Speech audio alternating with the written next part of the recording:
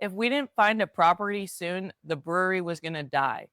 Most people think businesses fail because people quit or give up, but that's not true. This business almost failed multiple times because of the waiting.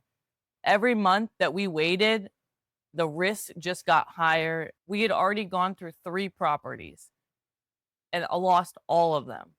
The first one was perfect, the price was right, but you had to buy the lot next to it before they would sell that lot. So that deal died.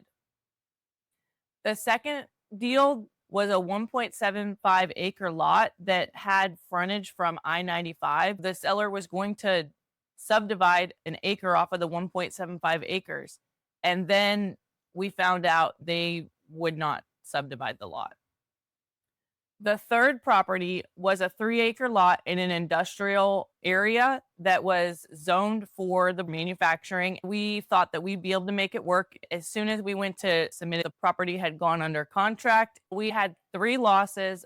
Each loss cost us months in engineering work, city planning, financing, traffic research, and the time just kept ticking.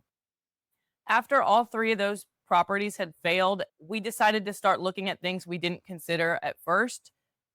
That's when we went to look at the welding shop. It was not in the original area we wanted to be in. It was in a rundown area, and that made us quite nervous. Our agent suggested to go inside, look at it. He thought it had a lot of potential. It was going to be a massive project. My dad did not feel that way. He was very concerned with how much work it was going to be. And he wasn't wrong to be concerned. Nothing had been brought up to code since the 80s. The roof was falling apart. We weren't chasing perfect anymore. We had to put in an offer that reflected how much work this project was going to cost. So our offer reflected that. We put that in, and the seller much told us to F off. There was a lot across the street. It had a building on it that was older, but it was in better shape. It was just small. We weren't looking for perfect. We were looking for viable, and this lot was viable. We went back and forth with multiple offers, and we just could not come to terms. And so that deal died. That decision brought us back to the welding shop one last time. Going back changed the dynamic a little bit. We weren't guessing anymore. The seller knew we were serious buyers. We put in another offer, and the offer got accepted.